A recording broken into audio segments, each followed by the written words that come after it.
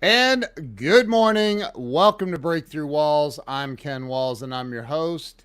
And I have a pretty cool dude on today. This guy, you know what? He's got an extensive resume that's unbelievably impressive. So I'm just going to let him tell you. I want to welcome my new buddy, Jason Tyne, to the show. Jason, welcome to the show, man. Thank you for having me. It's an honor and a privilege to be here. I'm the one honored, man. You're a busy guy. I know you got a lot going on. Um, but I like I told you, I created this show to help people get unstuck in life, and I'm gonna interview a hairdresser soon, I think, so I can figure out how to cut this mop. That I mean, dude, The old Flowbee from the '80s or the '90s, just the I vacuum know. cleaner. I need one of those, man. I'm like, this is getting out of control, man. I never let it. So anyway, but there's a lot of people stuck right now, and I think by hearing your story, you'll be able to share how you got unstuck. Oh, do you know this? Do you know this girl, Vicky? I do. I have met her. She was at an event that we were at the middle of last year. She helps a lot of people I herself. So love, yeah, very good. love Vicky. She's a dear friend of mine. So, Yeah, let's start with, maybe telling everybody where you were born and raised. yeah, sure. I was born in a city called Rockford, Illinois. It's just north of Chicago. It's equidistance between Chicago and Milwaukee. And my dad was director of global logistics for a company called Warner Lambert, and they produced Listerine and Trident and a whole bunch of different things. So I grew up there. Grew up a Cubs fan. Have an older sister who's 3 years older than me. Grew up playing baseball and just loving baseball, loving the competitive nature of baseball.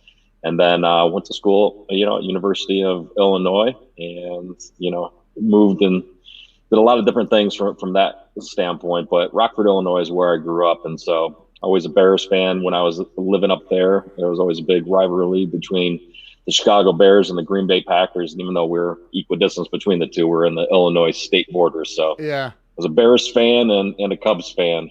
So the Cubs finally ended up winning after a long period of time. But I always enjoyed going and watching Cubs games with my family, and my grandparents would take me every once in a while as well. So it was a great place to grow up. Wow. Um, who was it that the guy that said, Bears?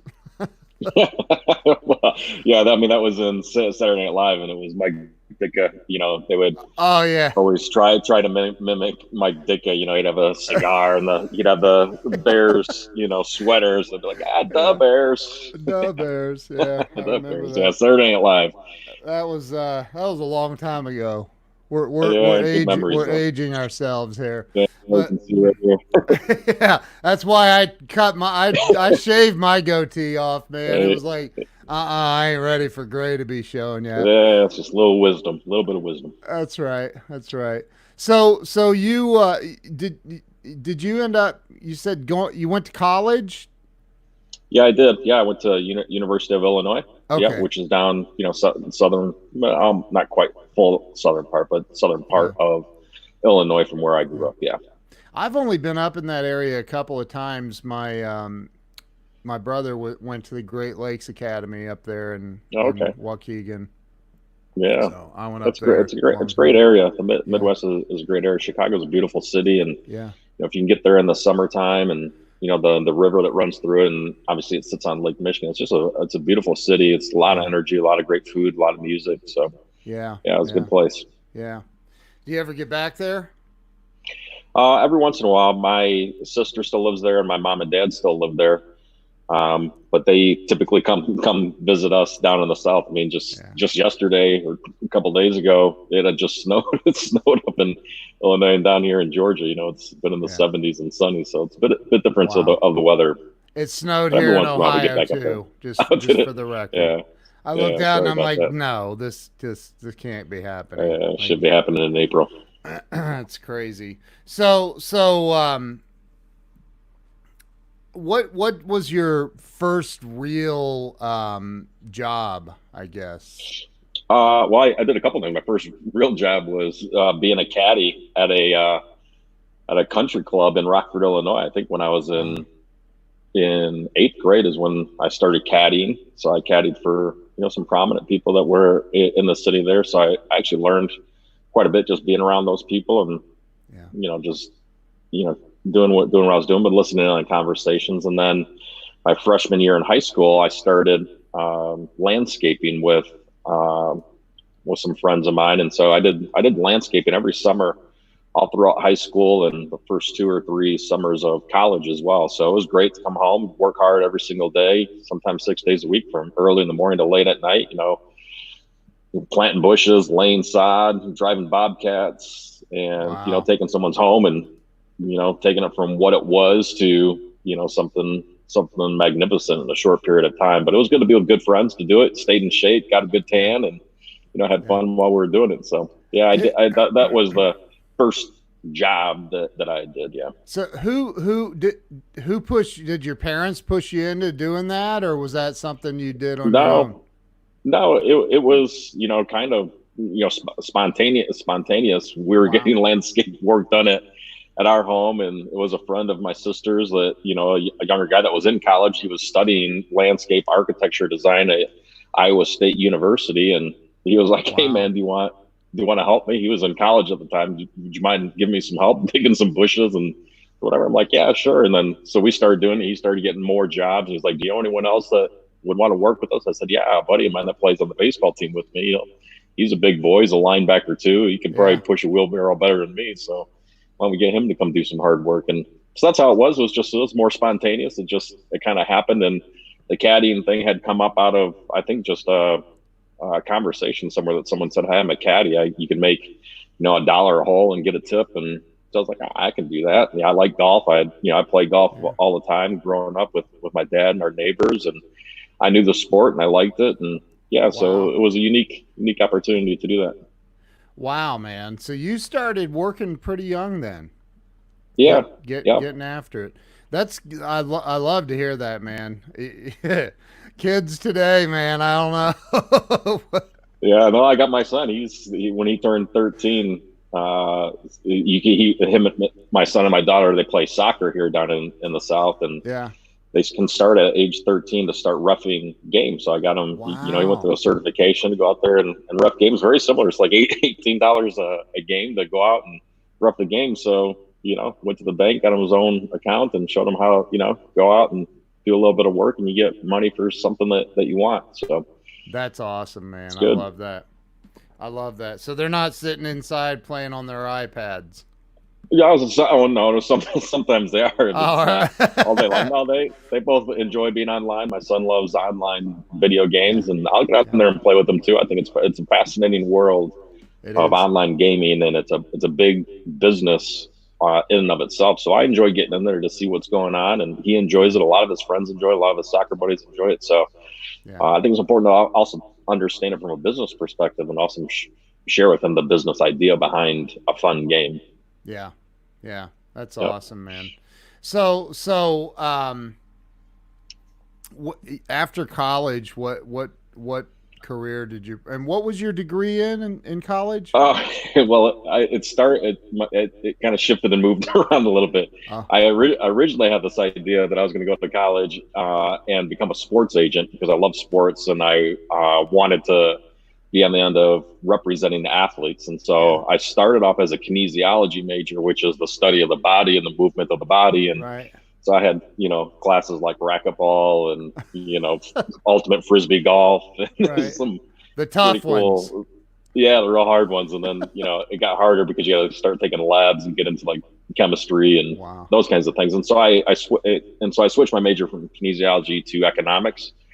And so I started studying economics and business. And I actually started a career path that's actually gotten me to where I am today while I was in school. So I'd always done landscaping work, during the summertime, and I Yeah. was getting to the point of my junior year. And, my dad was like, maybe you ought to think about looking at a different type of internship or different type of something that has something to do with your degree. And so I went and got the school newspaper, which I never did, and pulled it out and found a tiny little ad inside of there and said, make your own hours, earn as much money as you want, and is in the financial services industry. And So I convinced my roommate at the time to go with me to go watch a presentation. It ended up being a network marketing company, a recruiting presentation. My roommate was like, "I'm out of here." He left, but I was intrigued by the guy that was giving the presentation. He was a comeback player of the year for Brown University in football. He was a head coach of the Barcelona Dragons football team over in Europe. So I just enjoyed him as a coach, as an athlete. I enjoyed his story. Yeah. And that ad in the newspaper is what actually launched me into at the time in college, network marketing. So I started a network marketing business my junior year in college, and that's what I did. So when I got done at University of Illinois, I left there, moved to a western suburb of Chicago, and that's what I did. You, Was build and recruit a team. And what's interesting is the person that put the ad in the newspaper is now my brother-in-law. So I went from not reading the school newspaper, what? not knowing who this individual was, to answering an ad in a school newspaper. And lo and behold, he's now my brother-in-law, who I went fishing with just yesterday here in Georgia. So So you yeah, it's married interesting. you married his sister, or he married your sister? I married his girlfriend at the time, is an identical twin. Her identical twin is my wife. So Good yeah, very Lord. wild. Yeah, so I'm glad. Thank goodness Wow. for the old University of Illinois school newspaper. I took Found my two. first career path and a woman and my wife. That's incredible. And I took two guesses and got it wrong. Nope, you got that's awesome. So, Yeah, so your very first, your very first thing out, you went to college to build a network marketing I business. went to college. Yeah, so get this a Christmas. It was in the financial services industry, which means you had to hold an insurance license and a Uh, securities license, right? So yeah. I had to, on a Christmas break, while most people are hanging out having fun, on Christmas break, and here I am studying for these exams. And yep, network marketing. Figured out how to recruit and build a team. So yep, I got pretty good at it. Wow.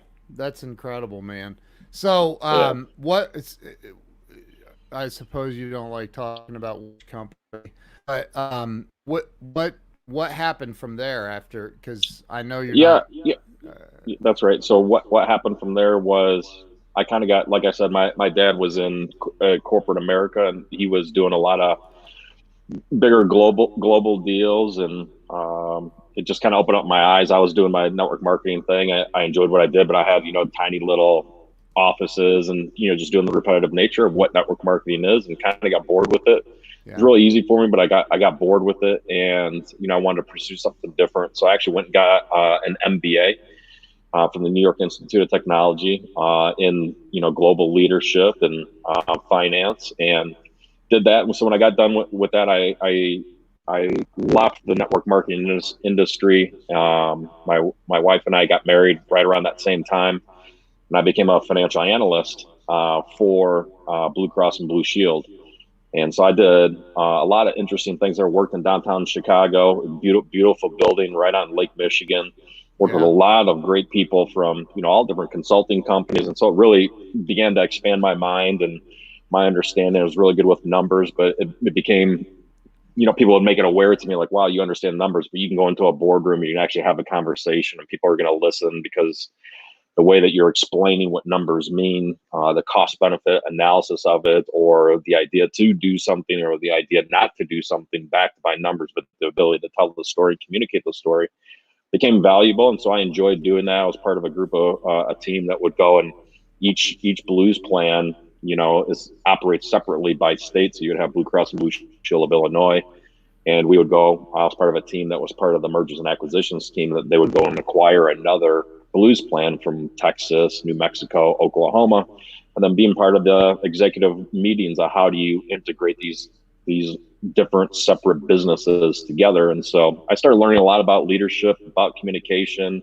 and understanding of numbers, and understanding of forecasting, understanding of just different things, and what I liked and what I didn't like about that. And I didn't like that I was sitting behind a computer a lot, even though I Yeah. could crunch numbers and understand it. That wasn't what I enjoyed. More was the conversation around what the numbers meant, not the actual ability to create the plans and the numbers. So it was a great time of learning. I enjoyed working down there. It was beautiful, and met a lot of great people while I was working there as well.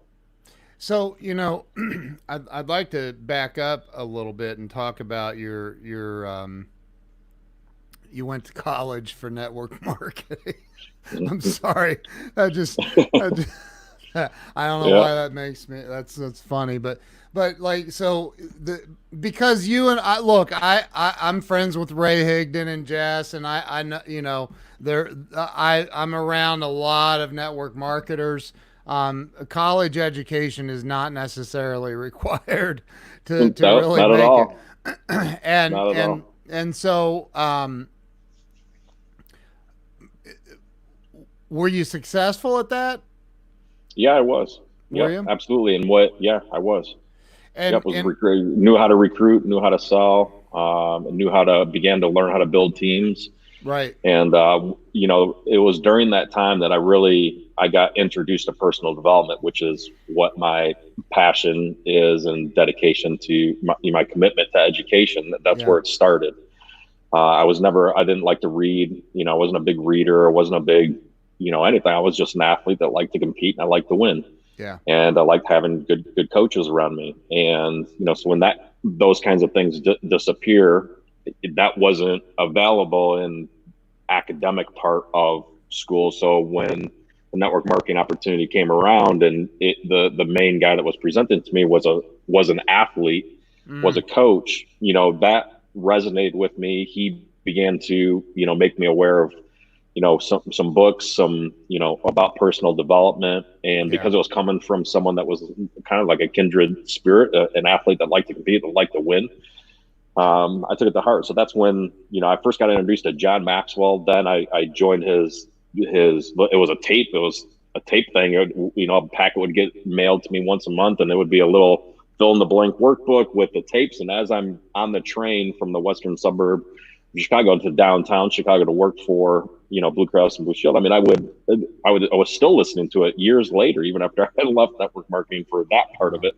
A But John cassette Maxwell tape. became a cassette tape, yeah, Yeah. and then then moved to CDs and Yeah. online, and then I got started, opening up to like Franklin Covey, Wayne Dyer, just a lot of interesting people, and Jeff. yeah, Joe, you never heard of it? I know, Joe, you've never. I'm sure he You need to hasn't. become more aware.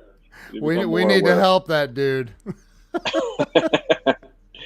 But yeah, that's where the while I was in school, I began to see the difference between the type of learning I was getting from an academic standpoint to personal development type of learning, which became way more practical to me. It was like, Yeah. I could become a better marketer, a better leader, a better something. I don't need to just learn something to regurgitate it to get a grade.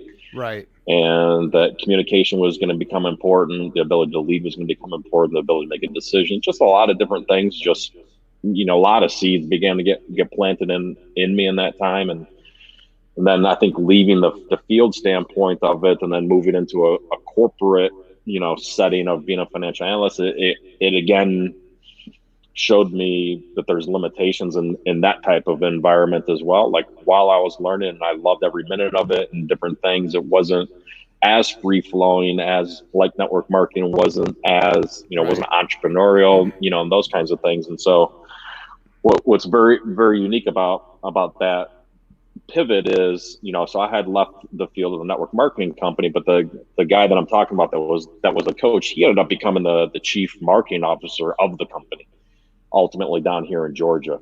And Wow. so he had ended up calling me 2 years into my work at Blue Cross and Blue Shield and asked me, did I like it? Was I enjoying it? And I said, no, I'm actually kind of bored. And he said, well, we need someone to come work on the executive team down in Georgia. You are in the field. You understand it. Would you you and your wife be willing to move down to Georgia to become vice president of the company and oversee all of the United States and Canada? And I was, 26, 27 years old at the time, and Jeez.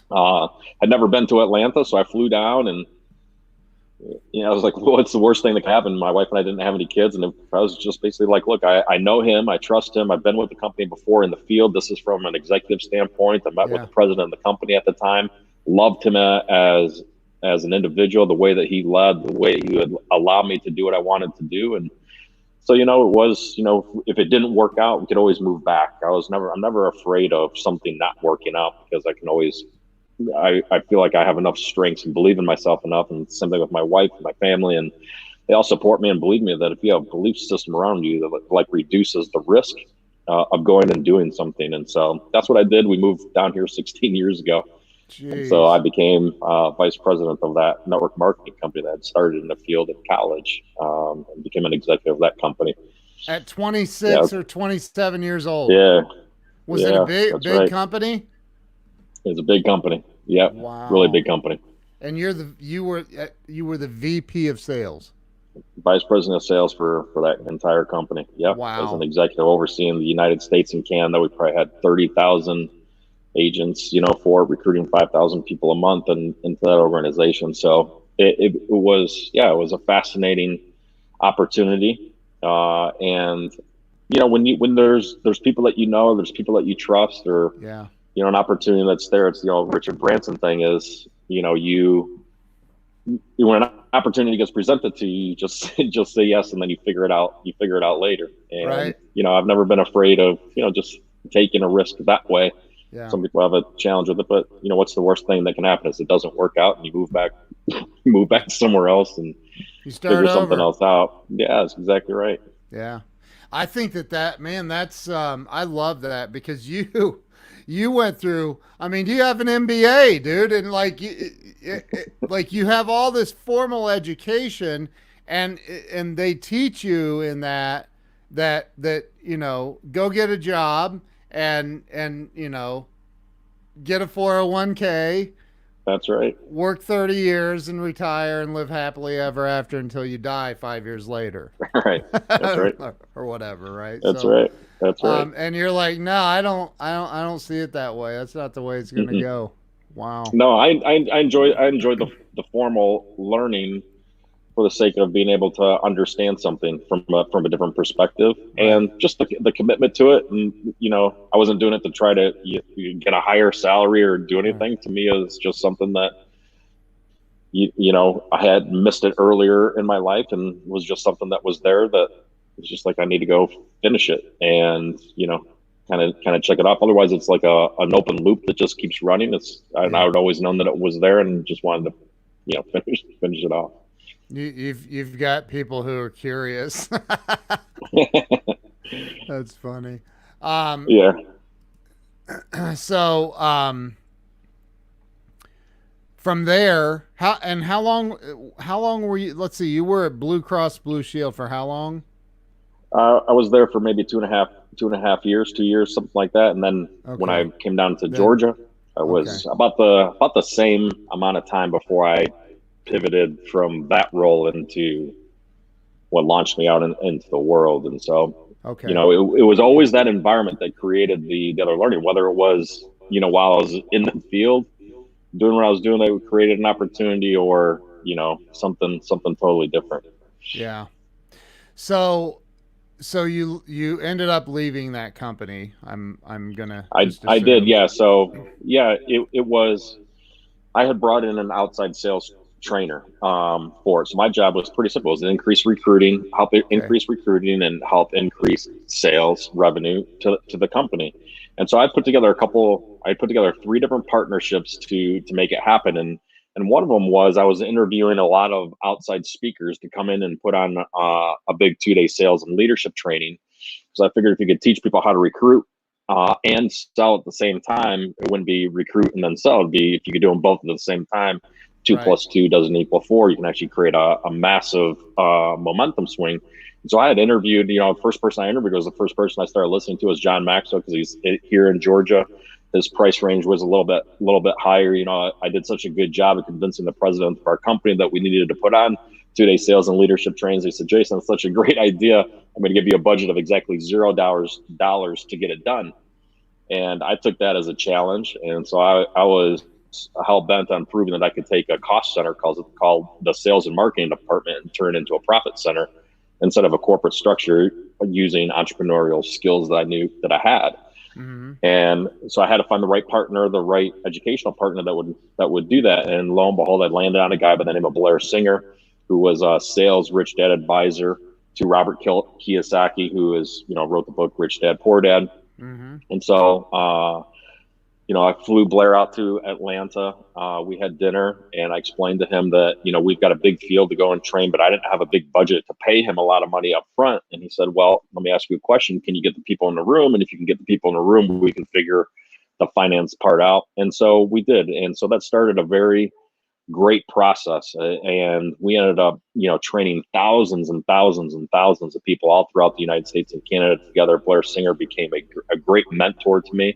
Wow. He taught me how to educate from a stage. He taught me, a lot about myself, my power, and what I could do in those moments, and working with people that have been more successful at me at different things, but still being able to influence and empower them by way of education. So he became a great mentor to me. Our recruiting went, company wide from 5,000 people a month over 10,000 people a month because of all the great field leaders being able to actually take the information, actually execute on it, and do something great with it. Our sales over that time period increased 65% as well. And, Blair had just said, I don't know what you're doing in a corporate setting with your skills and talents. You should be out in the speaking world. You should be out sharing your story. You're young. You've actually done something. You were in network marketing in the field.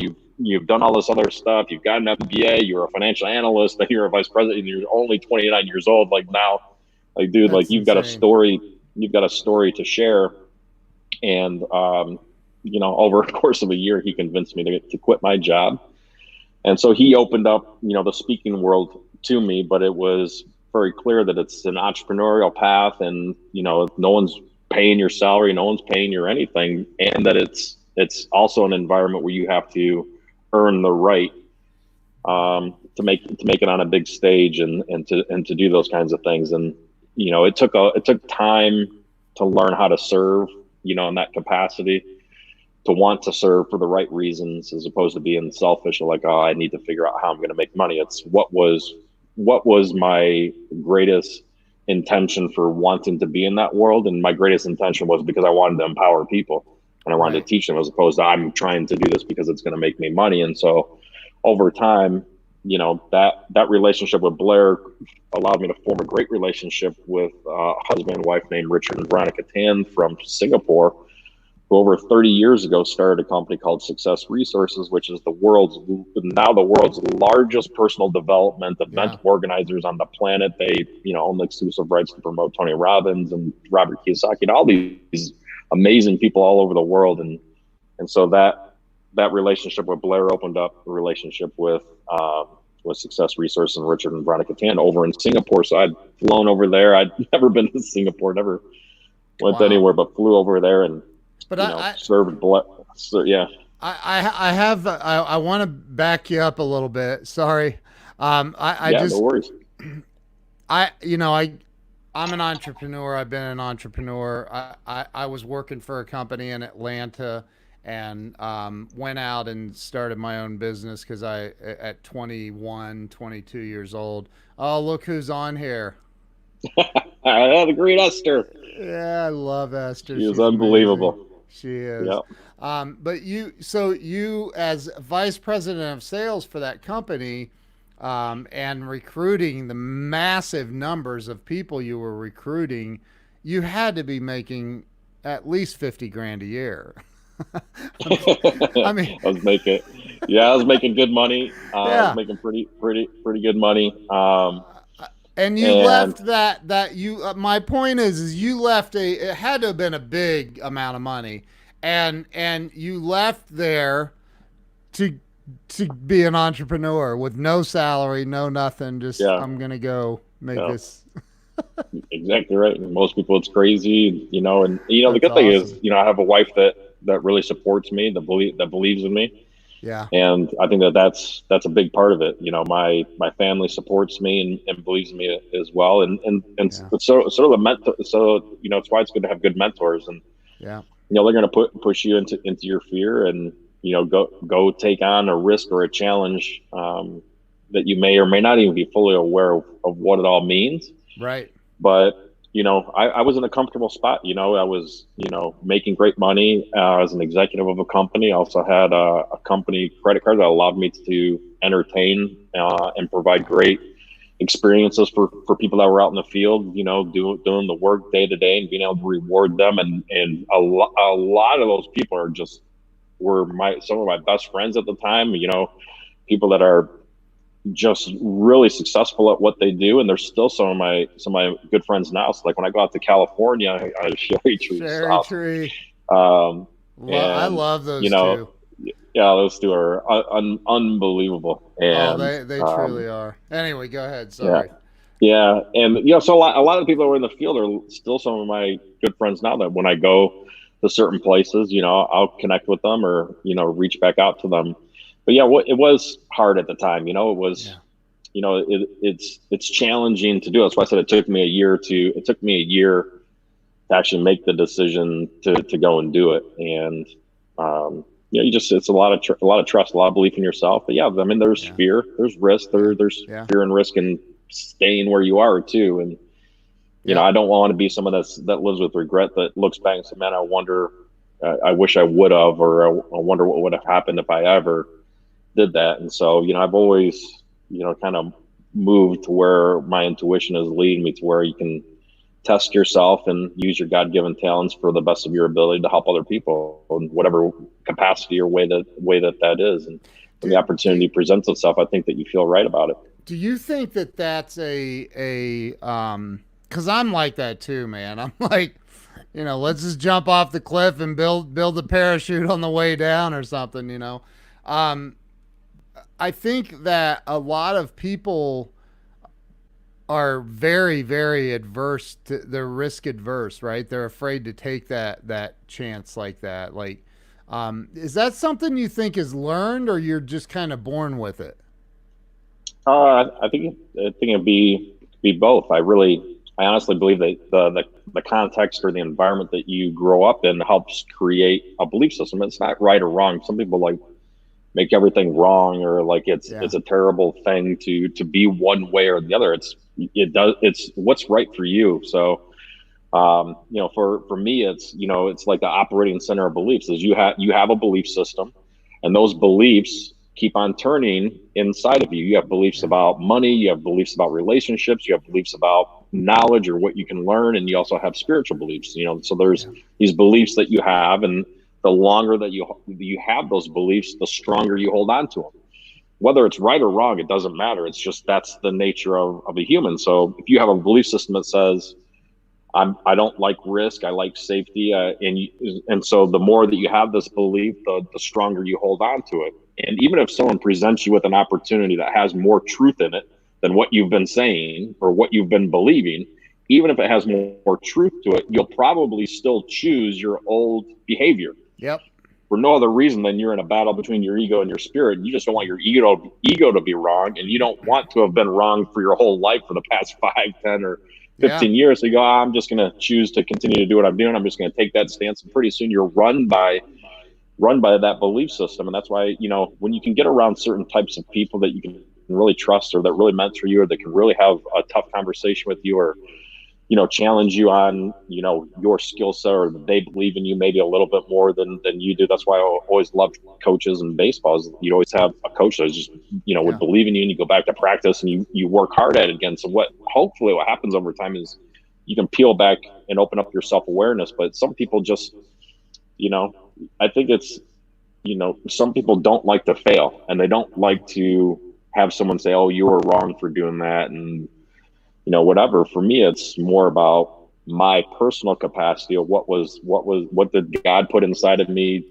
that was great, that if I were to look at it and recognize it and use it every single day, could benefit the greatest number of people possible. There's an old, a mentor of mine, he's passed away, but I read a lot of his books. This guy by the name of Buckminster Fuller, who said, what could you do for 100% of humanity that could create, spontaneous cooperation for all without any offense to anyone? And what would you do every single day, and what are the talents that you have that if you offered them out to other people, could help them and could empower them? And that's just a way that I've lived my life. And sometimes it means Yeah. you make a pivot, you make a change, and you go use those skills somewhere else. But yeah, I don't know if, I think it's a bit of both. Some people are, Yeah. just the environment that they're in, they just like the safety of what they do, the knowingness of what they do. But that can get hit too. So Yeah. So you ended up. I'm impressed with it that you left this cushy job. I mean, it had to. I hate to put it that way, but it had to have been. And you just went. I'm going out. I'm gonna make my there own was, and way. I was reporting to the president of the company at the time, and Right. the company got acquired. Had been acquired by a couple other companies, and it would have Jeez. been a very a long term path. Yeah. There was pension plan, stock options, Yeah. all kinds of the typical corporate scenario deals that were in there. But Wow. for me, it was more about pursuing who I am and what I'm doing. Because I honestly believe that you have a calling in life, or you have a purpose for your life. I think that the reason that you're alive is reason enough to realize that you do have a purpose for your life. Because if you didn't, you'd be doing something different. But Yeah. and that what we do echoes, regardless of your spiritual belief. I really do believe that what we do echoes against the backdrop of all of eternity, and that you'll be held accountable for what you were and how you did what you did, and Amen. did you do it? Did you do it for the best of your ability? And so, that's a guided. I'm more of a spiritually guided person over time that way, and recognizing that there's really not a risk to it. There's a risk to Yeah. not do it. There's a Wow. bigger risk. So, but yeah, that has to be learned, and that has to come with experience and time and failure. I mean, there's a lot of failures along the way too. Wow. So what happened when you went out in on your own? Did you immediately start like you made millions of dollars first year No, out? not at all. No, not at all. No, no, you scratch and claw and fight your way through it. No, it's tough times. It's really Yeah. hard times, to get out there Yeah. financially doing something that you're not used to doing, Right. in an environment that you're not used to doing it. And in this case for me, the world began to open up. I wasn't traveling the world doing those kinds of things, and the roles that I was in before was always U.S. and Canada was the furthest I had gone. Yeah. Now it's Singapore, it's Singapore. Asia, it's South Africa, these other places. And so when it first got started, it was good that I had a relationship with someone like Blair, and that could help me become friends with and earn the right with the people that were putting the events on. And over the course of time, maybe like a year or 2 years, I began to identify my own self inside of the personal development world. And there's a couple different channels that you could run down, a couple different channels that became opened up to me. A lot of people try to create a brand around themselves and create a bunch of workshops and series around them and what they believe, and that's great. But Yeah. that wasn't what I was pursuing. I didn't feel like that was a calling to me, even though it was presented to me like, hey, you ought to create, a series of workshops, and we'll help promote them all over the world and create a brand for you. And that wasn't appealing to me. And the second type of speaker in that world is a known celebrity, someone that everybody knows, and they pay money to come and see him, whether it's Richard Branson or an athlete, an entertainer, or someone like Tony Robbins or Robert Kiyosaki. And clearly, Yeah. I wasn't a known person. They're not going to pay me a ton to show up, but I carved a niche for myself in that world, which was an MC and a host for these events. And I became really, really good at it. I became really good at interviewing type A, celebrities on a stage that didn't feel comfortable standing there and talking. I was able to create environments where we'd sit on a couch together on the stage, and I would ask them questions very similar to how you're doing it. You're doing brilliant, or it just feels like you're having a conversation around a campfire, or in a family room with someone's home, and that type of learning opens up a lot to people. And so I carved myself a niche as being an MC, and Right. then I became the MC for all their big events with all their top talent that they had all over the world. And then I also had a dueling role with that company, which was more as an advisor to the owners and the executive team and the board of that company globally, because I still had this business mind, Yeah. of, how could you leverage technology and do different deals, and, just the different opportunities that get created out of those environments. And Right. so that became a great, niche that I had over a decade that allowed me to, travel around to over 35 different countries and meet some of the world's greatest in personal development and wealth creation and entrepreneurship. And that's how I met Sherry and Esther was on an event in 2015. We were doing a global tour with Robert Kiyosaki at the time, and I was the MC and host for that event. And there they are. They Jeez. come backstage, and I meet them. And life has its way. That I believe that if you continue to follow your calling and what you do, that these little windows and doors of opportunity present themselves that I didn't do anything with Sherry and Esther in 2015. It wasn't until last year, 2019. So 4 years later.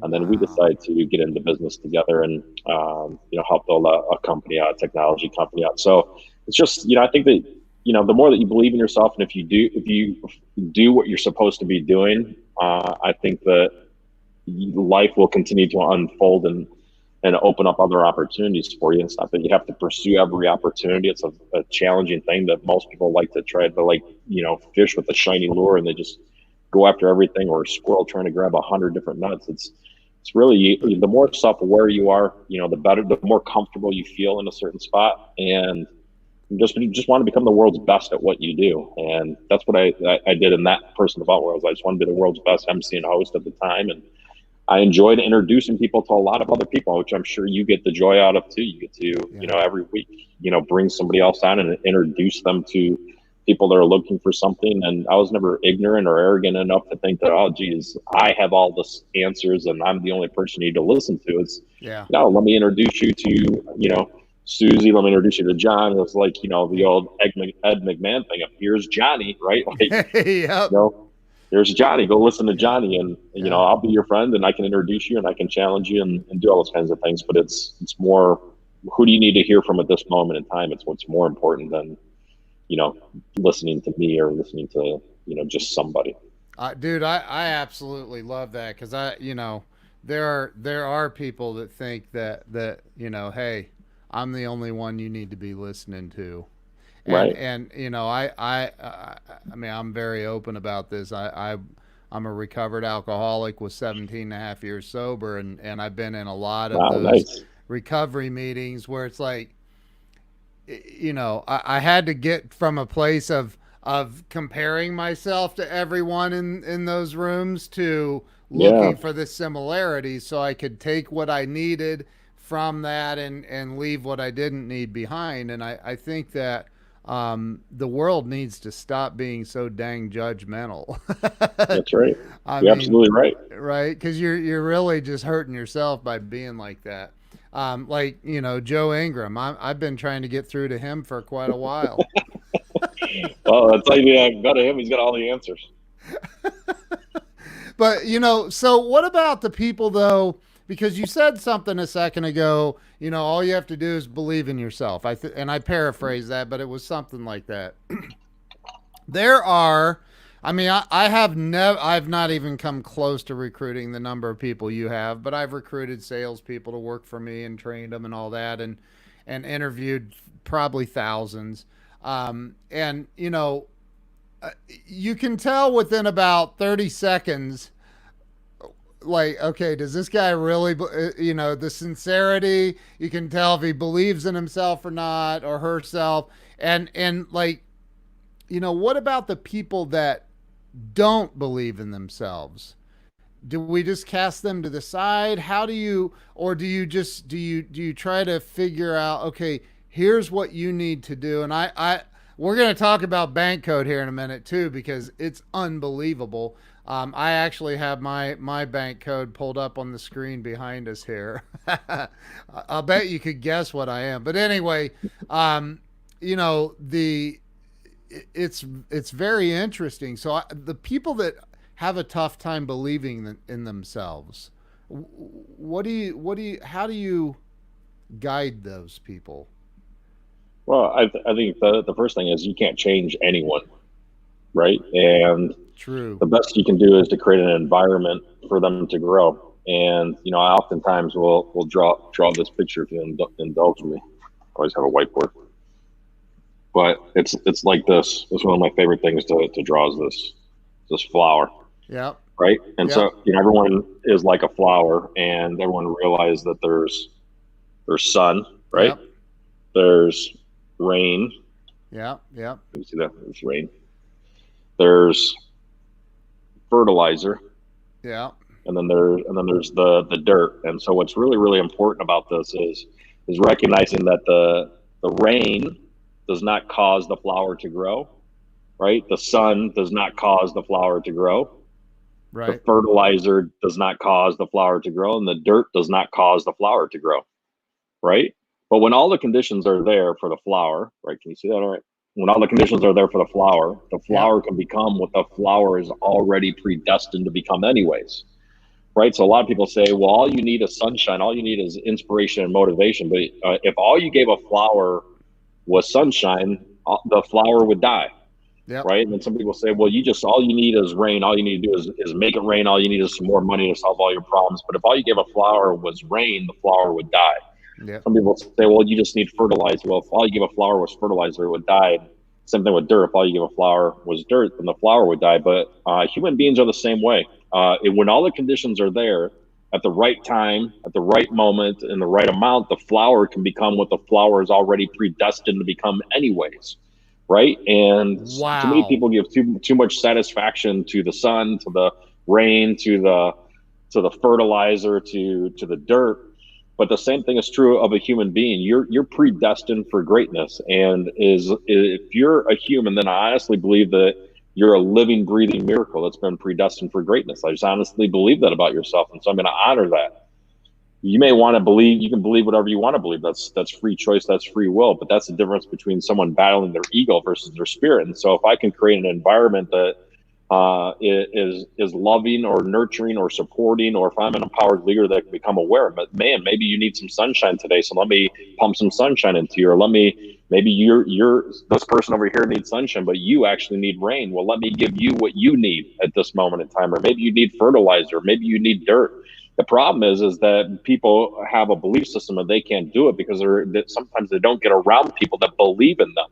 Mm. And maybe sometimes it's just getting in a different environment. Maybe it's just reading a book. Maybe it's just listening to your show. Maybe it's listening to a podcast. Maybe it's just slowly allowing yourself to become self-aware, because the more that you become self-aware, now all of a sudden you can move down a process of self-management. You're not going to change anything about yourself until you're aware of it. You're not going to go to a gym and work out and try to get physically fit until you become aware that, wow, I'm a little fluffy. Maybe I shouldn't be eating so many pieces of chocolate cake. Even though there's only two things you need to do to get physically fit.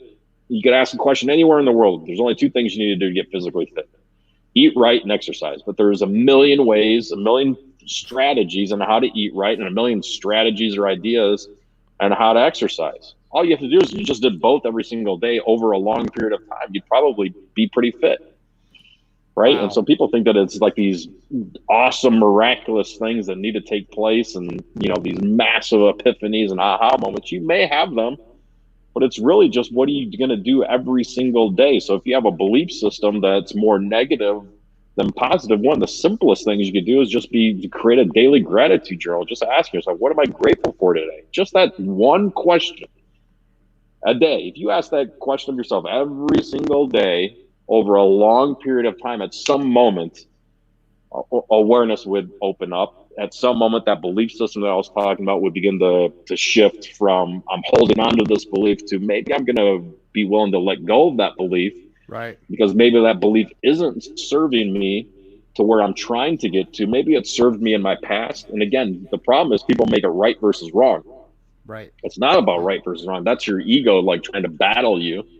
Your spirit knows. And sometimes it just takes a long time. So it's never given up on someone. Oh, they just have a belief system and it's never going to change. It's just not my experience. It may just be not right now. The flower's not ready to bloom yet. It's not, it just needs a little more sun. It just needs a little more water. And over time, odds are it will become what it's predestined to become. Some people are, they always hear the phrase, people are late bloomers, or some people are early bloomers. It's you are what you are, and Yeah. there's nothing wrong with that. It's not right or wrong. It's, are you open?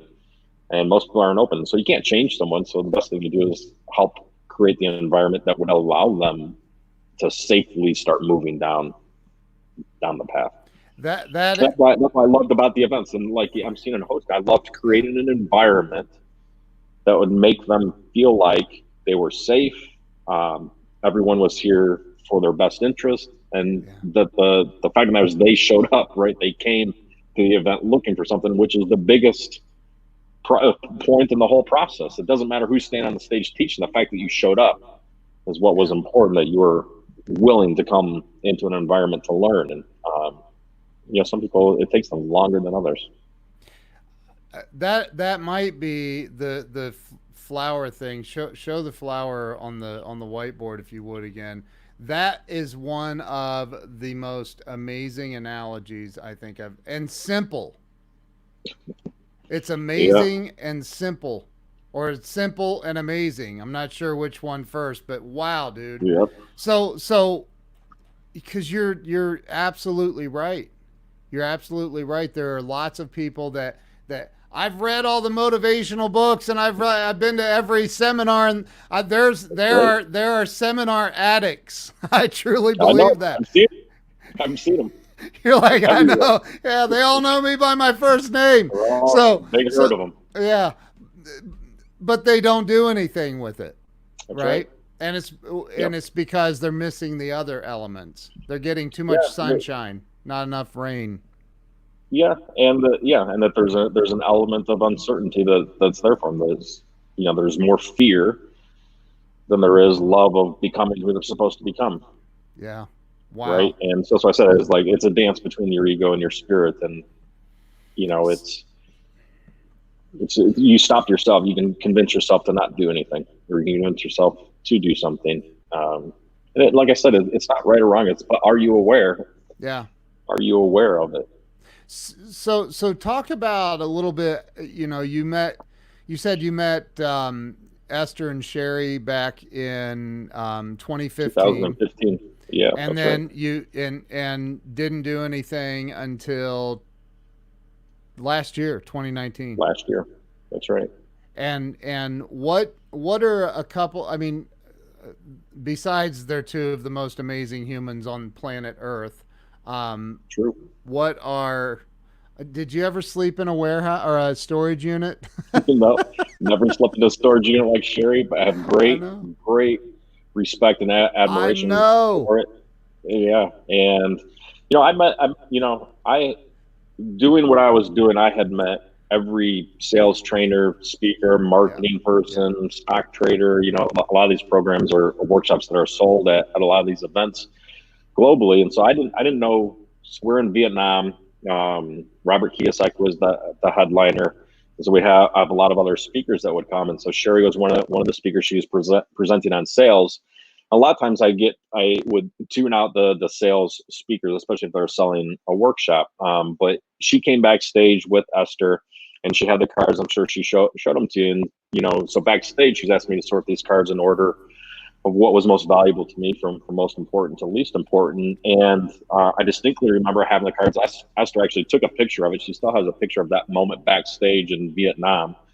But I remember the simplicity of it. And I enjoyed the simplicity of it. And because I was learning something about myself in the process, and I enjoyed the two of them and just the conversation of the two of them, which, you got them right there. And that's awesome. And so I think you realize, so then I was wanting to listen to what Sherry had to say. And, she got up there, and I wanted to listen for the whole 90 minutes, and she's just a master communicator. And so I've been around, like I said, the best of the best all over the world. And as soon as she got on the stage and as soon as she started communicating, I was like, man, she is unique. She's a master communicator. And it's not like a hypothesis, a theory. She actually gave them the practicality of, here's what you can go do, right? You can simply take these cards and actually go do something with it today.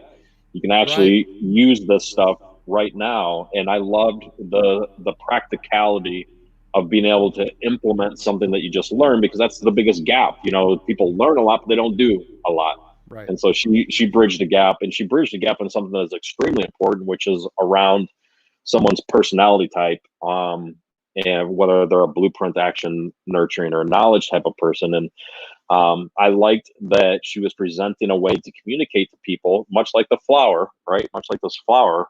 This is my paradigm, right?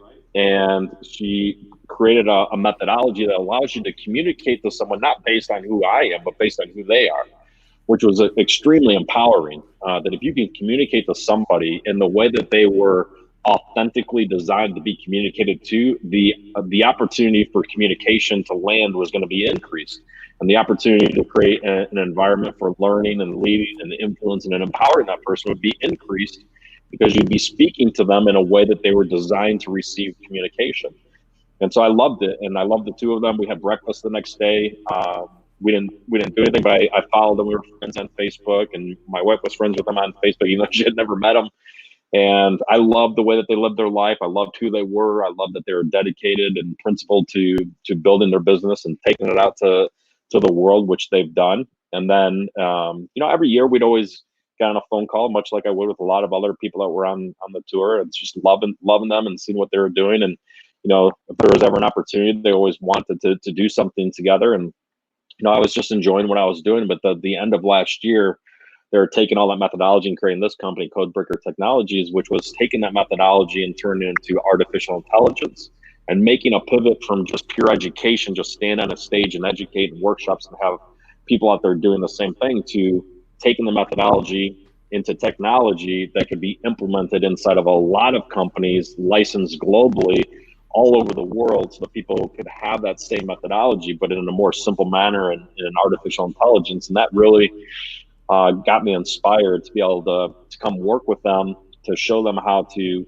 help license it and put it into larger companies, so that you can empower way more people than you could just stand on a stage. Yeah. And it's a methodology that's been proven, and I like the dedication to it. And so I liked that challenge of being able to. It's a hard challenge. It's a hard pivot to go from just education to technology. But as long as the technology is educational, then it makes a world of difference. That's something that's worthwhile. So it was just another, pivot along the way, another unfolding process.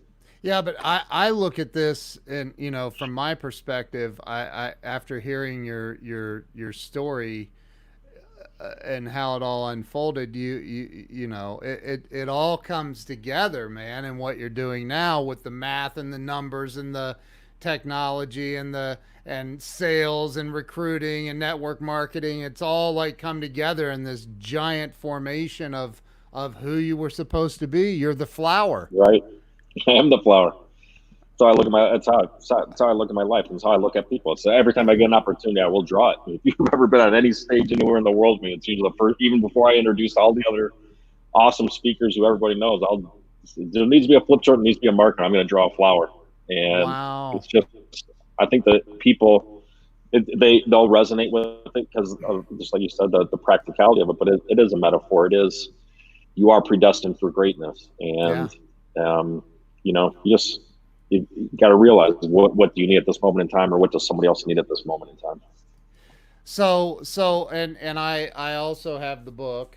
So Yeah. as soon I interviewed Sherry first, and I was like, I was just, I mean, I was blown away. Yeah.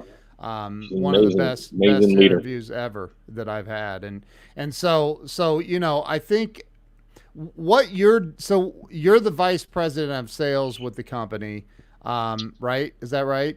Of licensing and strategy for them. Yeah. Okay. How to take what they do and license it, in the global strategy for, taking what she's developed for so long and trying to find ways that we can leverage it and empower as many people as possible utilizing the methodology through technology. Mm-hmm. Okay. And I'm assuming it's just exploding for you as well. It started to. You got to remember, the pivoting from education to technology is always a pivot. So there's always a slowness that happens when you pivot to do something. Yeah. But it's the process of building momentum, which I think a lot of people underestimate, the process of building momentum, and that they want success to happen so fast, and they quit themselves before the laws of momentum come into play for them. And I think that when you have people like Sherry and Esther and just the different people that are around us that have the tenacity, that have the persistence, that have the patience, and also have the long-term intention of wanting to empower as many people as possible through it, then you can move through the momentum. And what we're seeing right now is that there is an awakening with a lot of corporations globally that have large dispersed sales teams that recognize the power of the methodology, but recognize the power of the technology with the methodology, and that they could have an executive team like ours with our experience around personal development, around human development, around empowered leadership, that it's not just a technology company, it's a technology company that's run by people that love to empower other people and know how to build leaders and know how to not just use the technology, but use it in a way that actually amplifies and allows someone to become the best version of themselves possible based on who they are, Yeah. not who someone tells them that they should be. It's who they are, and there's magic in the power of that. So it's for somebody not that didn't see my interview with Sherry or Esther, that maybe like I know Larry Schneider is a I don't know what you call him, a partner in the deal. I know he's We have involved. Um, Yeah, we have a whole host of certified trainers and different affiliates that are out there. We're yeah. actually just launching a coaching program for people that want to just learn how to coach with the methodology. So, I mean, Yeah. there's been a lot of demand, a lot of interest in wanting to partner with us. Yeah. So explain in lay terms, if you could, for somebody not familiar with the code breaker technologies or the bank code. In lay terms, what is it? It was started out with Sherry, just like the book that you said, Why They Yeah. Buy. It's predict buying behavior in 90 seconds or less. And so if you're someone that's in the business of dealing with people, and if you're in business, you're dealing with people. And Yeah. so the methodology was created to understand and predict. We're the only validated process that's out there that predicts buying behavior based on someone's personality type. And it'll tell you that in an instant, so that if I'm selling you something or communicating to you, that I know your predominant bank code. Like I said, bank is an acronym that stands for blueprint, action, nurturing, knowledge. It just means that people have a different set of values. It's not right or wrong, but they just have a different set of values based on who they are. And so if you could understand that with your prospect at the beginning of the sales cycle, it would make your communication to them during the sales cycle more effective and more efficient and more accurate, which means that you can shorten the sales cycle, you can shorten the amount of energy and time it takes to do something.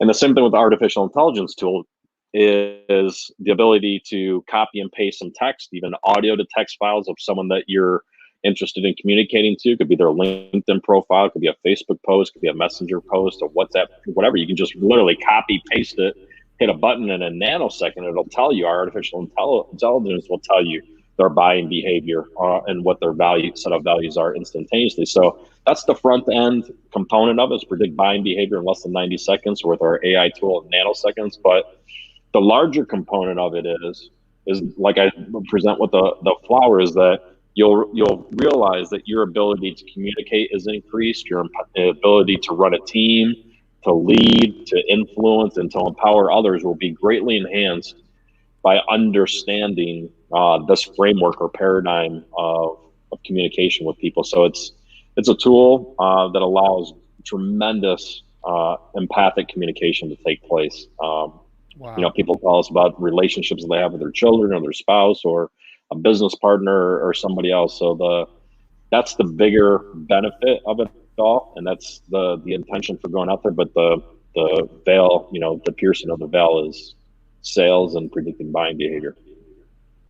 And if you're in any kind of a bit, if you're in a marriage or a relationship or have Anybody, children, you deal with you're in people. sales. If you deal with people, Right, right, you talk to a person.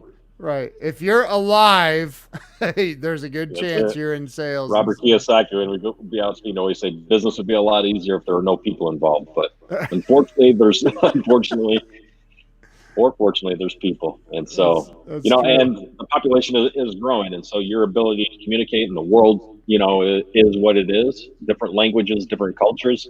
If you don't have people, I mean, it's the other thing that I loved about the methodology and why I would come and partner with them is it's one thing to have sales skills. Right. It's another thing to have people handling skills. And if you were to put weight on one or the other, it's the people handling skills that is most valuable over time, because the people handling skills is part of sales skills. But most people just isolate it's just sales skills, and they only want to just learn a sales skill. So if you have the opportunity to learn one or the other, I would encourage you to learn people handling skills, because it'll serve you in any capacity, in any avenue of your life, anywhere in the world. Wow. Man, I cannot believe we've been on here an hour and 4 minutes. This has flown by. One last question. I don't want to. I know your time's valuable. I just wanted to ask. I ask everybody, what do you think the number one thing is that holds people back in life? Um, I think it's the fear. I think it's for me, it's really a battle between their ego and their spirit. And I think that the ego for too many people wins the day, and it's there to protect you and create fear, anxiety, which is a bag of emotions that sits there. Yeah. And I don't think that too many people tap into their spirit or spend enough time, tapping into their spirit, being grateful for what they do have. What is the true purpose for you being here? And I think that if you spent a little bit of time doing that every day, whether it's praying or meditating or getting connected to your spiritual side, I think that's what creates a foundation for you to make fear go down and love of who you are and what you're called to do go up. And at some moment in time, the scales will shift Yeah. and will allow you to go become what you're supposed to become. But it's the inability. People don't know how to make a decision to start doing that. But shows like yours and people like you help open that up. I'm trying, man. I'm You're doing doing doing. good. So what website would people go to if they wanted to, number one, check out their bank code or connect with you, or how would they? Yeah, they can go to crackmycode.com. www.crackmycode.com, and you can go crack your code. If you wanted Sherry's book, you go to whytheybuy.com. Yeah. And it's a great process to begin. And just go. It's a 90-second process to go and sort cards, and you have an awesome report about yourself. Hey, Caesar, it's a good friend of mine down in Colombia. It's an awesome guy. He himself empowers a lot of Hey, people. He's got a Caesar. great son over Australia named Caesar as well. I hopefully made it back home. But Dude, you are you're wow. We need to be closer friends. I'd love that. Yeah, you're a wealth of knowledge and wisdom. I'm very grateful. I appreciate you spending the time, taking the time to come on here and be with us today and share your thoughts and your wisdom. And Yeah, thanks for having me. yeah, where's the best place for everybody to connect with you? On Facebook or Twitter. Facebook is just my name. On Twitter, it's Play Big, and or Instagram. Yeah, happy to connect with me anywhere. I try to Awesome. connect with as many people as possible. If you have a question, happy to answer. Jason, thank you so much. Thank you for being on. Thank you to everybody who's been on here and shared this out. I can't. I can't. This is incredible. So thank you, and we will Well, thank see you. you guys later. Jason, thanks so much. No worries. Thank you for having me. Bye bye.